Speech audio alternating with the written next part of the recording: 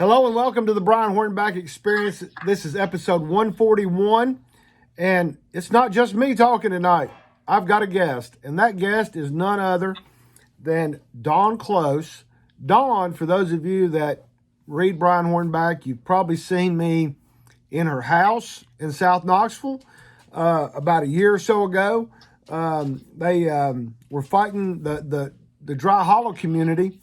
Was trying to not necessarily say no to Thunder Mountain, but they wanted to say not so many. But that was a fight that the Dry Hollow community ultimately lost, and now it's in court. We'll see how all that goes, but that's not really what we're here to talk about. It's kind of what we're here to talk about. But anyway, Dawn Close, how are you? You know, Brian, I'm doing great. Thank you so much for having me tonight. I really appreciate the forum and the ability to come talk to people. Absolutely. Well, we first want to talk about that beautiful home that you have, Loveday Springs, over on Old Sevierville Pike, which I guess we could say is possibly going to be across the road from a whole bunch of houses, but it's a historic home. You're turning it into an event center. Last time I was over there, well, I've been over there twice now. Last time I went over there, you've added a couple of things to help the event center. So not only are you living in a historic home, but you're actually creating a small business out of it, and you're actually bringing money to the community. So you want to talk a little bit about Loveday Springs and make sure that we don't have a whole bunch of gawkers coming by, but just kind of talk about some of the great pictures I've seen in your backyard and all those wonderful visitors you have. Yes. Well, we're real proud of Loveday Springs. It is our home, and yes, we are going to put it up to some, events, special events from time to time. It's not going to be a full-time thing because we do actually live here. Right.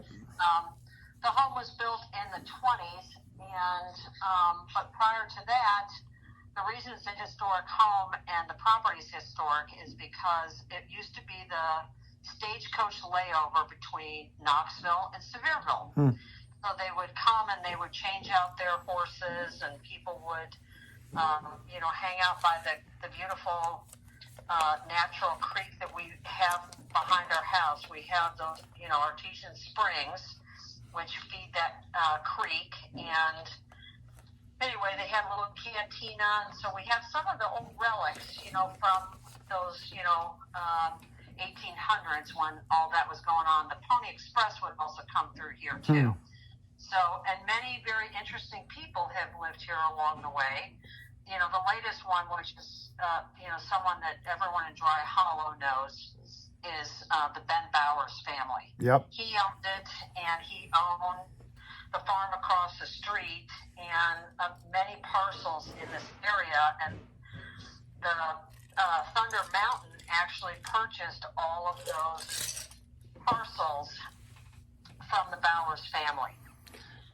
And there's kind of some interesting stories about that as well. I did speak with Ben Bowers' daughter, and she said that the developers assured her, which one of them is her nephew, that they would not build homes on the property across the street from us, because it's always been a farm. And they said they were going to keep it a farm, and then all of a sudden, as soon as they got it, they decided they were going to build some houses on it. So I guess it's going to be a farm of houses, huh? Yeah. Anyway, so we have this beautiful, historic home, and we've done some things to improve it. My partner is a international landscape designer of the year several times, so we have some beautiful gardens here. And we built a beautiful pergola up on the hill, and we also built a big open barn and some other structures on the property, and it's quite lovely. We actually open it up to our community because most people around here have driven by it. We call it the White House. They drive by the White House every day of their lives, and they've never been on the property or in the house, and we've opened it up several times to the community because we feel like this is their place too. And the Loveday family was the one that established this property, and actually their great-granddaughters are big supporters of the Dry Hollow community that has been opposing all this development. So there's a lot of history here, and all of it's very interesting, and we love our community, and we love our property, so we like to share it. So, and real quickly, Ben Bauer was the guy that started Camel Tent Company, correct? Yes, Yeah. and he also, I think he was a World War I or World War II veteran, and he lost his leg. And so he used to drive around with, one leg, and then he would use his cane for, the gas pedal. Anyway, we've heard a lot of really interesting stories about him, but he was a very successful entrepreneur. He had camel manufacturing, and then he had a downtown mercantile. He was a big property owner around here. Right. Let's see, he also established the ball field. Right. It's called, Bowers Field. And there's a number of developments across Chapman that have his name on them in the street name. So he's very famous in this area, and his family is pretty famous here as well. Right. Well, that's not, so that kind of gets us caught up. For those of you that are still kind of lost about where we're talking about, basically, if you're going out Chapman Highway, because about the only good way to go to Sevierville is out Chapman anymore, because you don't want to go up to 407 and go in. But if you go up Chapman, when you see the graveyard and the big church on the left, that's kind of what we're talking about, because Thunder Mountain has bought the farm that is beside the big church. And Valley, what's the name of that church, Dawn? It's Valley Grove. Valley Grove Baptist Church. So the farm is beside Valley Grove. There's like the old industrial park is kind of wedged behind Valley Grove Baptist Church. But so we're talking about the land that is the farm that's kind of beside the cemetery and Valley Grove Baptist Church. But then they've also gone up and they bought all the hill up behind Valley Grove, because when Thunder Mountain wanted all the houses, they bought the big hill behind Valley Grove so that they could then throw more houses because of the density. Did I get all that right, Dawn? Yeah, so they're real smart developers. They know how to, bargain around and, get their way. And they bought 400 acres from the Bowers family, and most of it's kind of unusable. There's a couple parcels that are usable, but the most important parcel they have is the farm. It used to be called Twin Springs Farm. We now just call it Thunder Mountain. Right. I like Twin Springs better. Anyway, it's the most valuable because it's flat. Right. It's like most things that developers buy now is they go after these vulnerable farms, and they're flat. They don't have trees on them. And they're cheap. It's cheaper land, and what the developers have figured out is almost all of the government officials really they're real positive about all the development, because they think they're going to get tax dollars from it. Well, they really actually don't. And therein lies a real problem, is that you and I have talked. We both align pretty well politically, but let's face it. The county commission, the county government, over the last 3 mayors, we got Jacobs, we had Burchett, and we had Ragsdale. The last significant tax increase was in '99, which was the last significant tax increase was in '99, which was before Ragsdale. Ragsdale was elected in 2002. So in '99, they had a significant tax increase. Now, when Ragsdale came into office in 2002, it was in about 2006 that Ragsdale got the county commission, and through voter referendum, they raised the wheel tax. But again, that was earmarked dollars. So again, we've not had a significant tax increase since '99. So everything, and this year, the county budget just went to $1 billion. And so everything that they use for that $1 billion is coming off tax growth. And that means when every 5-year reassessment, when they go out and they reassess Loveday Springs or they reassess the Brian Hornback compound, then whatever they can get above the median is more money. But then again, all these new houses bring in more money. But what we're here to talk about tonight on... Well, excuse me. Go ahead. Yeah. Brian, that's kind of a misnomer, and it's something that the commissioners use as a sales point to the community. Oh, we're going to get all these tax dollars. Oh, isn't this going to be great? And, all these improvements are going to happen in your neighborhood because we're going to get so much money. Well, they did a study on this, and what they found was every new house that's built, it takes over 20 years of those tax dollars from that house and those people that live in that new house to pay for the infrastructure. Right. So it takes 20 years just to break even. So this is a losing game that they're playing. It really is a big, fat loser. And the people that are paying the price for this are the people in these communities because they have really no say.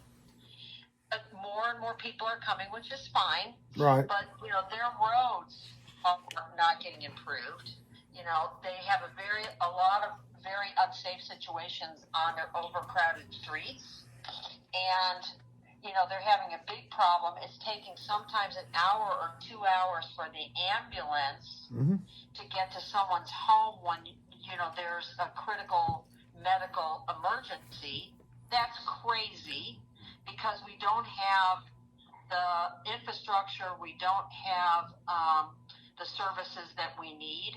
Yet we're going to keep pouring more and more people into that system. And it's 20 years before it breaks even. They're not in the right spot on this issue. Well, this is a lie. Right. And you make a very good point. I mean, the fact of the matter is, they're getting more tax revenue from each house, but what they don't consider is the services that all these new folks are going to begin using. When they come and they have children, they fill up the schools, whether that be public schools or private schools. They if they have kids, they're using Bauer Field or any other recreation field. They're having to continue to build. When you talk about infrastructure, we're not just talking about roads. We're talking about the infrastructure to provide Home Depots, Lowe's, Walmart's, Kroger's, all those businesses have to come to accommodate those people who are living there. So again, that's an unknown infrastructure cost that's never considered. But we're doing this on Monday night, December the 11th. A week from tomorrow, on December the 19th at 5:00 in the Knoxville City County Building in the main assembly room at 5:00 is probably, I would guess, the last growth policy meeting where the public can have input. Now, let's kind of talk about what this growth policy plan is. It's been in the works for more than a year and a half. It's called Advance Knox. You can find it at advanceknox.org. The draft comprehensive plan is on Advance Knox, which is about an 81-page document. The draft appendices, which is all the documents that led up to this 81-page document, is more than 470 pages. The proposed maps on there, the interactive maps on there. The link will be on the brianhornback.com blog post, and I'll include it on the YouTube and in the pod stream as well for this. But here's what's key, and that's what I'm going to let I just mentioned Margie. I'm going to let Dawn talk about, and that is what happened when Thunder Mountain happened about a year ago or whenever. When Thunder Mountain happened, one of the things was, the plan hadn't been updated. The plan hadn't been updated. Well, guess what? Now the plan's going to be updated. The first time Mayor Jacobs, he took office in 2018, September 1st, 2018. He came out with a growth plan in 2019. Both all city council, county commission, and the town of Farragut, all three have to vote on it. City council approved it, county commission approved it, the town of Farragut did not approve it. So in 2019, we now fast forward to 2023. So that's how long it's taken them to come up with this new growth plan that the mayor's going to present. He's going to present it again to county commission, city council, town of Farragut. All three governing bodies have to approve this growth plan. But what Dawn's going to talk about is what they said about Thunder Mountain. Well, we're going to have to approve this because the growth plan's out of date. Well, guess what? The proposed growth plan is going to be up to date if these three entities approve it sometime toward the end of this month or into January. And Thunder Mountain and anybody that cares about our rural urban area, our rural and suburban areas need to know what's going on. So Dawn, talk about what happened with Thunder Mountain, where we are today, and what people need to do. And when we close this, I'll let everybody know how they can sign up and be there. Right. So, yes, one of the things that the county commissioners said to us over and over and over again is, we haven't had, an update. We haven't had an update. So what they started to do was just start growing the county anyway, and they started to disregard the growth plan. The growth plan is something that helps us to grow responsibly and use our resources appropriately. What it's turned into now is the wild, wild west of development. And they have been not following that growth plan. They've just been approving literally 100% of the large developments have been approved. So anyway, they spent this year and a half developing this plan, and they asked the communities to come to these workshops and participate and help them craft a new growth plan. Well, many of us from the Dry Hollow area and all areas in the county did come, and we did give them our feedback. They asked lots of questions, about open spaces and, what kind of community do you want to live in, and, how do you feel about, farmland being developed, all that. Many, many questions. Each workshop dealt with new things. So we participated in that, and they came up with a new plan. And our community reviewed that plan, and we thought it was actually very well done. Bravo. Advanced Knox did a good job. We didn't get everything we wanted, but we feel like it was a good compromise. It allows for many more growth areas within our county to accommodate new housing, etc.